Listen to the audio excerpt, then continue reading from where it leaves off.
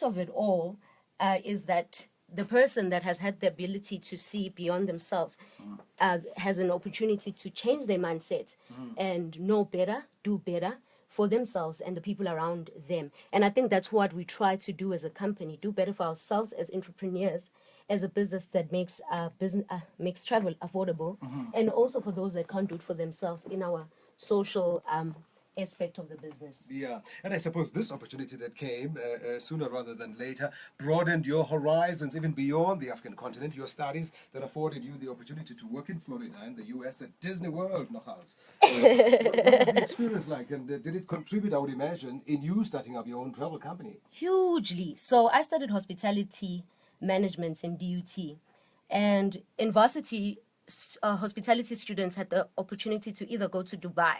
This was just before 2010, and Dubai was the buzz place to go to. And I couldn't afford to go to Dubai, but there were no cost implications to go to the US. So I went and jumped for it, being the travel cheapskate that I am. Yes. So that happened, and I was totally amazed by the experience. And I realized the one thing that I took away was just self-esteem.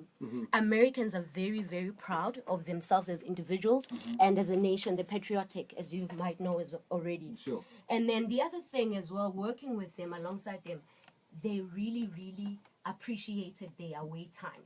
The time to just take time off, switch off from work and your routine.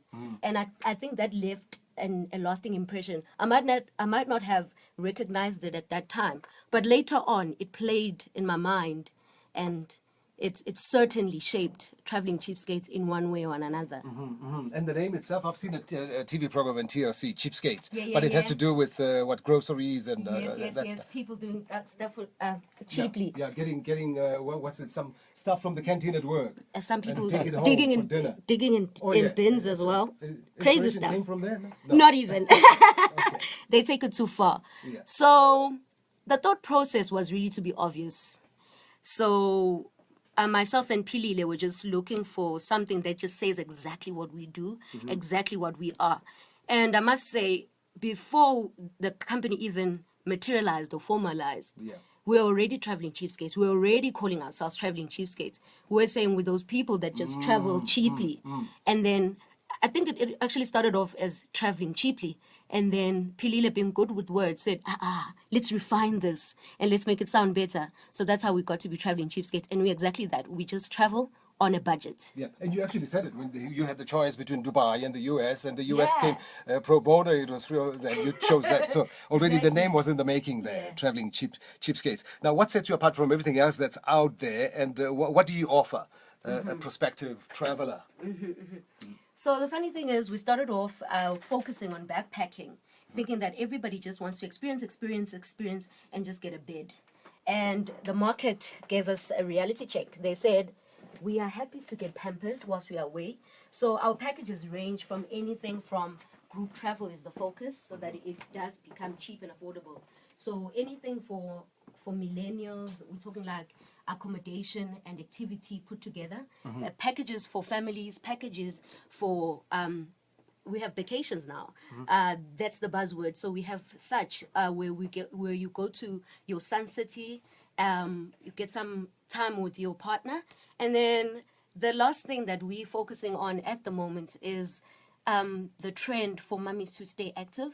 Pili recently had a baby, so she gets to experience what it is like for a new mommy who still wants to travel, see places with her son or with her baby.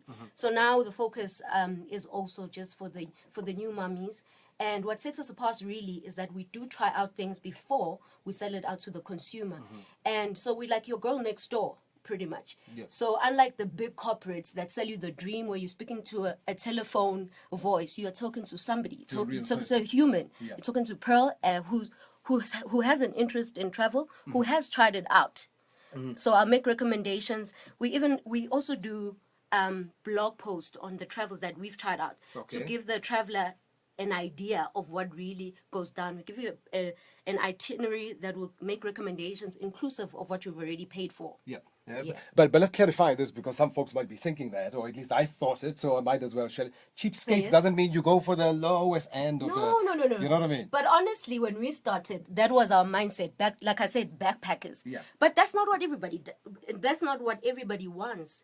People still want luxury. They're happy to pay for it. They're happy to pay for the comfort. So we have shied away from it, and at the same time, we do make awareness because there's a rather negative perception around backpackers. And these days, you have backpackers that are actually graded. So our range is anything from your backpackers to your 5-star hotel. Okay, so you're all inclusive. Yeah. All right, where do people find you online?